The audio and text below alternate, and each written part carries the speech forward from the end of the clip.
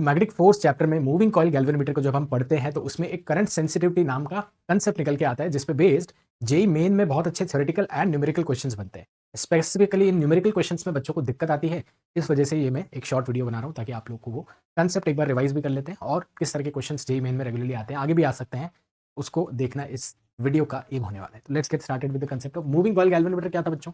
MCG, जो कि current electricity में भी हम पढ़ते थे, याद है? व्हीटस्टोन ब्रिज के बीच में गैल्वेनोमीटर को हम लगाते थे ताकि डायरेक्शन ऑफ करंट, है ना, मतलब इसका मेन काम है to measure the direction of current. Current का डायरेक्शन अगर नहीं है, नल डिफ्लेक्शन शो करता है, लेकिन करंट अगर पर्टिकुलर डायरेक्शन में तो राइट और लेफ्ट डिफ्लेक्शन से बता देता है। एंड मैग्नीट्यूड ऑफ करंट भी निकालने के काम में आता है ना। मतलब यहाँ पे एक स्केल होता है जिसकी वजह से आप एरो की मदद से मैग्नीट्यूड ऑफ करंट भी निकाल सकते हो। हालांकि ये magnitude of current micro amperes में होता है, तो आप मेजरेबल मिली एम्पियर्स या एम्पियर्स की वैल्यू को मेजरेबल लाने के लिए आप उसके पैरेलल में एक शंट रेजिस्टेंस लगाते हैं। वो सारी चीजें करंट इलेक्ट्रिसिटी चैप्टर में हम कवर करते हैं। इस चैप्टर में मतलब मैग्नेटिक फोर्स में मूविंग कॉइल गैल्वेनोमीटर की हम वर्किंग डिस्कस करते हैं। याद है कि ये वर्किंग कैसी होती है? मैग्नेटिक फील्ड में एक कॉइल होती है, इस कॉइल की एक टर्निंग होती है because of magnetic field, and that particular concept comes in magnetic force chapter with torque equal to m cross b। याद है? Where m is the magnetic moment, number of turns into current into area into b। तो ये concept एक बार recall कर लेते हैं, किस तरह के क्वेश्चंस आते हैं जेई मेन में। ये हमारा मेन एम है इस सेशन का, ठीक है ना। साथ ही साथ यहाँ पे एक टॉर्शनल कॉइल आपको दिख रही है, ये वाली। इसका काम क्या है कि अगर torque of magnetic field clockwise है तो ये एंटी क्लॉकवाइज सेंस में एक टॉर्क क्रिएट करता है ना। एंटी क्लॉकवाइज सेंस में उसको रीस्टोरिंग टॉर्क भी बोलते हैं हम, क्रिएट करता है। And that torque is given with K theta, है ना। एफ इज इक्वल टू के एक्स जैसे एक इक्वेशन होती है रोटेशन में, के थीटा, या एंगुलर एसएचएम में के थीटा, है ना, वेयर के इज द टॉर्शनल कांस्टेंट। तो एफ इज इक्वल टू के एक्स जैसे ही टाउ इक्वल टू के थीटा इक्वेशन होती है फॉर स्प्रिंग्स, है ना। फॉर बेसिकली स्पाइरल, ये जो आपको दिख रहा है उसकी एक एंटी क्लॉकवाइज रीस्टोरिंग टॉर्क लगेगी, जिससे कि एरो कभी राइट में चला जाए तो वापस लेफ्ट में या जीरो की तरफ भी आ सके। अंडरस्टूड? अब ये दोनों टॉर्क्स जब बैलेंस हो जाती है, when these two torques are balanced, equilibrium बनता है, मतलब NIAB gets balanced with K theta, and you get theta divided by I, which is the main concept of this session. जो थीटा डिवाइडेड बाय आई क्या होता है? So theta divided by I is what is known as current sensitivity. Theta क्या है? Divisions या deflections है। यहाँ पे स्केल पे डिविजन्स होते हैं, तो कई बार 5 divisions per milli ampere, 10 divisions per milli ampere, इस तरह के क्वेश्चन जेईई मेन में आपने देखे होंगे। या फिर डिग्रीज में भी होते हैं अपेरेंटली रिसेंट ईयर्स में, ये डिग्री वाला भी कंसेप्ट, कि कितने डिग्री पर करंट पर मिली एम्पियर भी आपको current sensitivity of moving coil galvanometer दे दी होती है या निकालनी रहती है, ठीक है। तो ये बेसिक कंसेप्ट है। इस पे बेस्ड करंट इलेक्ट्रिसिटी चैप्टर में भी क्वेश्चंस आए हुए हैं ऑब्वियसली। वहां पे मेन एम होता है कि कैसे गैल्वेनोमीटर को एमीटर या वोल्टमीटर में कन्वर्ट करें। यहाँ पे मैग्नेटिक फोर्स में, मैग्नेटिज्म में जब हम पढ़ते हैं तो इसकी वर्किंग, है ना, working of moving coil galvanometer नाम से आप इस कंसेप्ट को पढ़ते हो। बोर्ड के लिए भी इंपॉर्टेंट होता है डायग्राम वगैरह बनाना, और कुछ वहाँ पे भी अच्छे थ्योरेटिकल क्वेश्चन बनते हैं। ये सारी चीजें हम डिटेल में अपने लेक्चर्स में डिस्कस करते हैं, आपको यूट्यूब पे भी मिल जाएंगे।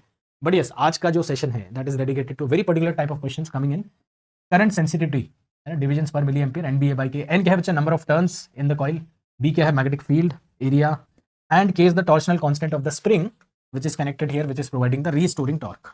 Alright, so if this concept is clear, I am going to ask you a question कि करंट सेंसिटिविटी बढ़ाने के लिए हम क्या क्या कर सकते हैं, ना। एक बड़ा सा सिंपल सा क्वेश्चन आता है, करंट सेंसिटिविटी को जो कि NBA बाय के है उसको बढ़ाने के लिए, है ना। ये क्वेश्चन था आपका, करंट सेंसिटिविटी को इंक्रीज करने के लिए क्या किया जा सकता है। ABCD सिंपल थ्योरेटिकल क्वेश्चन, है ना। आप लोग इसको जल्दी से आंसर करते हैं, जेईई मेन 22 में आया हुआ है। तो does it happen with decreasing the number of turns? Now we know theta by I या करंट सेंसिटिविटी इज NBA के डायरेक्टली प्रोपोर्शनल है, K के इनवर्सली प्रोपोर्शनल है, ठीक है बच्चों। अगर आप डिक्रीजिंग ऑफ n कर दोगे तो ये तो नहीं हो पाएगा, क्योंकि डायरेक्टली प्रोपोर्शनल टू n है, तो इंक्रीजिंग ऑफ n करना चाहिए आपको, ठीक है। इंक्रीजिंग ऑफ मैग्नेटिक फील्ड से हो जाएगा, बिल्कुल। मैग्नेटिक फील्ड को इंक्रीज करने से डेफिनेटली ये इंक्रीज इन करंट सेंसिटिविटी हो जाएगा, ठीक है। तो A अगर एलिमिनेट हो गया है और B एकमात्र ऑप्शन अभी तक सही है, तो आपका A और D में, है ना, A और D में, और C को भी देख लो जल्दी से, एलिमिनेशन से भी कर सकते हो। डिक्रीजिंग द एरिया से नहीं होगा, एरिया को भी इंक्रीज करना पड़ेगा, बी को भी इंक्रीज करना पड़ेगा, है ना। बी को इंक्रीज कर दिया अपन ने, एरिया को भी इंक्रीज करना पड़ेगा। That is how it should not be C. तो सी नहीं होगा तो यहाँ पे बी एंड डी आंसर हो जाना चाहिए, एलिमिनेशन से किया। बट डी वाला ऑप्शन देखना ध्यान से, क्योंकि डी वाले ऑप्शन में जो टॉर्शनल कांस्टेंट है, इसी शब्द को कई बार बच्चे समझ नहीं पाते हैं। तो as I explained on the previous page, torsional constant क्या है? स्प्रिंग का जैसे फोर्स कांस्टेंट होता है ना स्प्रिंग का, F इज इक्वल टू के एक्स, वैसे ही टाउ इक्वल टू के थीटा, F इक्वल टू के एक्स जैसी इक्वेशन है, वेयर के is the torsional constant here, K is the torsional constant of the spring over here, ठीक है। I think it's very much clear कि K को decrease करने से, वही लिखा है, decreasing the K will get you increased current sensitivity, D answer इसका हो जाता है। तो let's come to another theoretical question. तो apparently theoretical questions are easy in this topic, एक बार जल्दी से इसको भी ट्राई करना। ये वाला 23 अप्रैल का क्वेश्चन है, थ्योरेटिकल क्वेश्चन में आपको आजकल यही फॉर्मेट सबसे ज़्यादा पॉपुलर दिखेंगे बच्चों, है ना। एक तो ABCD या ABCDE 5 स्टेटमेंट वाले भी आते हैं, या ये 2 स्टेटमेंट वाले क्वेश्चंस जहाँ पे what are the statement 1 and 2 same. Statement 1 is saying if the number of turns of the coil of moving coil galvanometer double कर दिया आपने, n से 2n कर दिया, then the current sensitivity becomes double. Is this correct और not? Obviously n को double कर दिया, n के डायरेक्टली प्रोपोर्शनल है, तो करंट सेंसिटिविटी भी डबल हो जाएगी। This is true. ओके, तो what is your answer for this question? मैंने यहाँ पे ये लिखा नहीं शायद, स्टेटमेंट 1 स्टेटमेंट 2 है ना, स्टेटमेंट 1 स्टेटमेंट 2 ऐसा करके ऑर्डर ऑब्वियसली। तो let me no you guys what should be the answer of this particular question. Statement 2 is saying now increasing the current sensitivity of moving coil galvanometer by only increasing the number of turns will also increase the voltage sensitivity of in the same ratio. Okay, तो एक है current sensitivity और एक है voltage sensitivity का concept, जिसमें मैं आना चाहता हूँ अल्टीमेटली। एंड वोल्टेज सेंसिटिविटी किस सेंस में यूज हो रहा है बच्चों? जैसे करंट सेंसिटिविटी एमीटर बनाने के टाइम पे आपको ध्यान में रखना है, वैसे वोल्टेज सेंसिटिविटी वोल्ट मीटर अगर आप बनाने वाले हो उससे उस कॉन्टेक्स्ट में ध्यान रखना है। तो if you are saying most of people do say both statement are correct, तो ये गलत है, डी ऑप्शन इसका गलत आंसर है बाय द वे। कई बच्चे वैसे यही लगा के आए थे ना, so you're not the only one who's incorrect if you have said D. तो apparently statement 2 false है, and statement 2 false क्यों है उसको ध्यान से देखना है यहाँ पे, क्योंकि वोल्टेज सेंसिटिविटी क्या होता है यही आपको यहाँ पे दिमाग में रखना है। तो voltage sensitivity is a concept where you will have voltage per unit. देखो करंट सेंसिटिविटी क्या था, करंट सेंसिटिविटी आपका थीटा बाय आई है which is NBA by K। ठीक है, ये क्लियर है सबको? अच्छा, थोड़ा बहुत लिखना भी if you are new to the concepts like voltage sensitivity. तो वोल्टेज सेंसिटिविटी क्या हो जाएगा बच्चों? थीटा डिवाइडेड बाय वोल्टेज, है ना। How many division per unit current था यहाँ पे, how many division per unit voltage. Now voltage is obviously I into R, V equal to I R, तो पता ही अपने को। सो यहाँ पे थीटा बाय आई को अपन करंट सेंसिटिविटी बाय आर लिख सकते हैं, and that is an important relation for this particular question and the kind of question जिनमें वोल्टेज सेंसिटिविटी बार बार आ जाता है जेईई मेन में, जिसके लिए ये वीडियो मैं बना रहा हूँ। ठीक है ना, ये कंसेप्ट को आप एक बार दिमाग में बिठाओ, लिख भी लो that voltage sensitivity is not current sensitivity by, voltage sensitivity is not just current sensitivity के प्रोपोर्शनल है, बाय रेजिस्टेंस भी है ना। तो प्रोपोर्शनलिटी तो है दोनों में, बट रेजिस्टेंस में भी चेंज आ जाएगा। अब देखना स्टेटमेंट 2 फिर से, कि करंट सेंसिटिविटी को आपने सिर्फ नंबर ऑफ टर्न्स इंक्रीज करके, है ना। अब ये ओनली की भी अपनी एक अहमियत है, ओनली लिखा है, इसका भी एक importance of course, will come to that. तो if you are increasing number of turns then you are also increasing resistance, है ना। Think about it, this denominator is resistance by, है ना, NBA बाय KR यहाँ पे हो जाएगा। तो मैं क्या कह रहा हूँ, ध्यान से सुनना, व्हाई स्टेटमेंट 2 इज इनकरेक्ट, क्योंकि अगर आप नंबर ऑफ टर्न्स को बढ़ा देते हो तो रेजिस्टेंस भी बढ़ जाता है, बढ़ता है कि नहीं? अगर आप एक वायर के नंबर ऑफ टर्न्स डबल कर दोगे, है ना, and you are not changing anything else, ना, ओनली इंक्रीजिंग लिखा है, इसका क्या मतलब है? एरिया सेम रखा आपने, मैग्नेटिक फील्ड सेम रखा आपने, तो बाकी सारे फैक्टर्स जिन पे करंट सेंसिटिविटी डिपेंड करता है ना, magnetic field, area, torsional constant, उनको चेंज नहीं किया आपने, लेकिन only increasing number of turns से क्या हो गया? रेजिस्टेंस भी डबल हो गई है। और अगर लंबा वायर यूज कर रहे हो, नंबर ऑफ टर्न्स ज्यादा है, रेजिस्टेंस भी ज्यादा है, hence the ratio of this will remain same, है ना। It will not increase in the same ratio, it actually remain same, है ना। तो अगर यहाँ पे रिमेन सेम लिखा होता ना, मतलब ये रेशियो वाला वर्ड हटा के रिमेन सेम लिखा है, तो दोनों स्टेटमेंट करेक्ट हो जाते। बट देन इस क्वेश्चन का आंसर ए ऑप्शन है, where statement 2 is false. So I hope this is clear to everyone. Okay, and now I come to the numerical part of this, which is again very simple. See, these are JEE main questions, so they are very simple. But the point is, many students don't know this. So if you already found this video helpful, like करना है obviously, है ना, comment करना, अगर कोई doubt भी आता है तो I'll reply to it. So number of turns of a coil of a moving coil galvanometer is increased. ठीक है ना, आप क्या कर रहे हो? आप n को increase कर रहे हो, n को आपने increase कर दिया बच्चों, to increase current sensitivity by 50%, है ना। तो कैसे increase किया होगा? ये करंट सेंसिटिविटी 1.5 गुना हो गई है ना। अब ये परसेंटेज भी कई बच्चों को नहीं आ रहे यार, मतलब this is literally a shame के IIT की तैयारी कर रहे हैं कुछ बच्चे, और परसेंटेज रेशियो एंड प्रोपोर्शन, ये जो 7th 8th क्लास में पढ़ते थे, वो चीज़ें नहीं आ रही है। तो थोड़ा सा कुछ चीज़ों पे ध्यान देना है ना, ये बहुत बेसिक चीज़ें जो कि JEE मेन में तो आती है ना, जे एडवांस तो doesn't even care about these things. तो मैं क्या कह रहा हूँ, देखो करंट सेंसिटिविटी को 50% इंक्रीज किया, मतलब करंट सेंसिटिविटी आपका 1.5 टाइम्स ओरिजिनल करंट सेंसिटिविटी हो गया, मतलब this has been achieved by making number of turns 1.5 times. अब कई बच्चे जिनके दिमाग में आ रहा है 1.5 कैसे आया, मैं आप ही की हेल्प करने के लिए यहाँ पे हूँ, है ना। 1.5 टाइम्स कैसे आएगा, अगर ये आपको डाउट आता है, मतलब you need to pay much more attention and actually do more practice बच्चा। ठीक है ना, इट्स वेरी सिंपल। तो 50% इंक्रीज, 100% पहले था, 50% और बढ़ा लो उसको, कितना हो गया? 150%। हेलो, जिसको 1.5 नहीं समझ में आया, 100% पहले से था, 50% और ऐड कर दिया, 150% इज 1.5 टाइम्स, राइट, होपफुली, है ना। वैसे क्वेश्चन इसके बारे में नहीं है, तो क्वेश्चन ये बोले कि percentage change in voltage sensitivity क्या होगा। तो ध्यान देना बच्चा लोग, वोल्टेज सेंसिटिविटी क्या है? Current sensitivity by resistance. Do you know this? Theta by I R, अगर मैंने कर दिया, पीछे लिखा था, फिर से लिख रहा हूँ, यहाँ पे ध्यान देना सब लोग।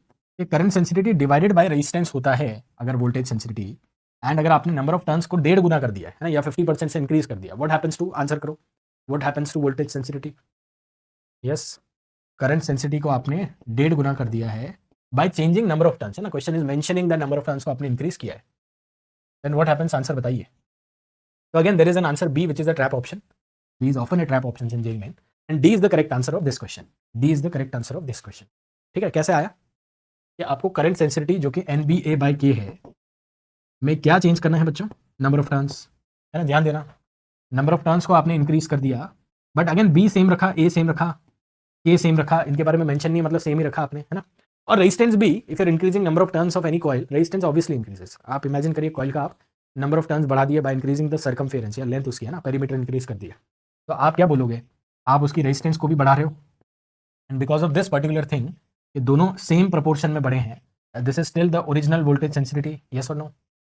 Okay, so 0% is the answer, no change in voltage sensitivity, just like the last question. Now, last question is theoretical, the voltage sensitivity same रहती है, and this question is actually numerical. And my last question, which is from the same year but April attempt, is this question. और इस तरह के और भी होंगे, है ना, I'm sure, मतलब इस तरह के आपको और भी दिख जाएंगे, तो आप ट्राई कर लेना, but these are the questions we are discussing today. तो फटाफट इसको आंसर करना है, चाहो तो पॉज कर लो वीडियो को, you want you can pause the video and try it and then only watch the solution, उसी से ग्रोथ होती है बच्चों। कई बार होता है ना, हम बहुत सारे क्वेश्चंस को देखते से ही या पढ़ते से ही सॉल्यूशन देख लेते हैं ना। कई बार टेक्स्ट बुक सॉल्यूशन देख लेते हैं जो कि बुक्स के एंड में होता है, कई बच्चे वीडियो सॉल्यूशन इमीडिएटली देख लेते हैं, which is definitely not the way if you preparing seriously for JEE, है ना। चलिए, current sensitivity moving coil galvanometer की अगेन 25% से इंक्रीज कर दी है।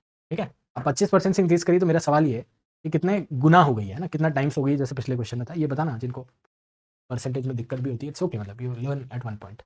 This increase is achieved only, है ना, this increase is achieved only by changing the number of turns of the coil, है ना, achieved only by changing the number of turns, only लिखा है मतलब आपको सतर्क हो जाना है ना, only by changing the number of turns of the coils and area of cross section, है ना, while keeping the resistance of the galvanometer constant. Now very important, while keeping resistance को सेम ही रखा है ना। अब आप बताओ आंसर क्या होगा इसका, है ना, काफी क्लियर लिख लिया है ना, लैंग्वेज में जितनी क्लैरिटी आपके लिए अच्छा है। तो only changing number of turns और एरिया चेंज कर रहे हैं आप, लेकिन इस तरह से चेंज करें कि रेजिस्टेंस सेम। देखो कितना ब्यूटीफुली लिखा है, कई बार हम कोसते भी है, बट कई क्वेश्चंस में एक्चुअली लैंग्वेज तो बहुत ही सटीक होती है, टू द पॉइंट होती है कि आपने नंबर ऑफ टर्न्स बढ़ा दिए तो रेजिस्टेंस क्यों नहीं बढ़ रहा है, क्योंकि एरिया को भी आपने एडजस्ट कर दिया, है ना। अगर आप नंबर ऑफ टर्न्स बढ़ा रहे हैं और एरिया कम कर रहे हैं, तो it is obviously possible that you can have same resistance, है ना, ऑब्वियसली। तो percentage change in voltage sensitivity क्या होगा, अगेन क्वेश्चन पूछ रहा है। तो voltage sensitivity as you know by now is VS which is CS/R, ठीक है बच्चा। एंड आंसर बता दो, बहुत लंबे क्वेश्चंस नहीं है बच्चों, ये जेईई मेन लेवल के क्वेश्चन है। I need your answer before I reveal the answer, remember that these are some rules, है ना। मैं आज थोड़ा सा डांटने के मूड में आ रहा हूँ वैसे बट मेरे ख्याल से डांट जरूरी भी बच्चों के लिए, है ना, टाइम टू टाइम, मतलब बहुत कम्फर्ट, बहुत पुचकार के जो लोग पढ़ाते हैं ना, या मुझे लगता है कि वो जेईई के लिए पढ़ा रहे हैं या किसी कॉम्पिटिशन के लिए पढ़ा रहे हैं, वो पढ़ा जरूर रहे हैं अच्छे से, बट बहुत पुचकार के जेईई के लिए आप मेरे ख्याल से कहीं ना कहीं बच्चे को थोड़ा सा डांट की जरूरत पड़ती है, स्पेशली ये रेशियो प्रोपोर्शन वाली बात से वो ट्रिगर हो जाता हूँ। Anyway, current sensitivity is same, do you understand this? नहीं, current sensitivity is increased by 25%, so does it become 125%? Is everybody understanding this, है ना। देखो इसको ऐसे लिखा जाना चाहिए आइडियली, तो कि नई वोल्टेज सेंसिटिविटी क्या है, VS डैश इज नई करंट सेंसिटिविटी क्या है, 1.25 टाइम्स CS, है ना। तो 25% का इंक्रीज, फिर से सुना, 25% का इंक्रीज मतलब 125% हो गया, और 125% मतलब 1.25, है ना, 125/100 क्या था, 1.25 times the original. Now resistance is same बच्चा, question has clearly said that resistance is constant, चमक रहा है, resistance is constant, question clearly कह रहा है। तो अगर ये बात है तो आंसर आपका क्या हो गया है, प्लस 25% हो गया बच्चों, ये आंसर हो गया इसका। नई वोल्टेज सेंसिटिविटी पुरानी के कंपैरिजन में 125% गुना है। 125% गुना है का क्या मतलब है, ये 25% से इंक्रीज कर गई। अच्छा, एक 25% से डिक्रीज का ऑप्शन भी है ना, माइनस भी लिखा है, बट ठीक है, वो आपको जस्ट एक ऑप्शन बना के दिया हुआ है। तो इस तरह के क्वेश्चन देखो आए थे पास्ट में, और भी इस तरह के टॉपिक्स पे अगर आप चाहते हैं मैं वीडियोस बनाऊं, क्योंकि ये टॉपिक, ये चैप्टर भी नहीं है, ये सब टॉपिक भी नहीं है, मतलब एक छोटा सा टॉपिक है, समझ रहे हो आप। तो आप मुझे ये बताएं कि अगर आप इस तरह के और वीडियोस देखना चाहते हैं, कमेंट करें। I am very keen on making such videos on short academic things, है ना, जिन पे बेस जेईई मेन में और जेईई एडवांस में बहुत क्वेश्चन आते हैं। तो let me know in the comments. Thank you so much, keep practising.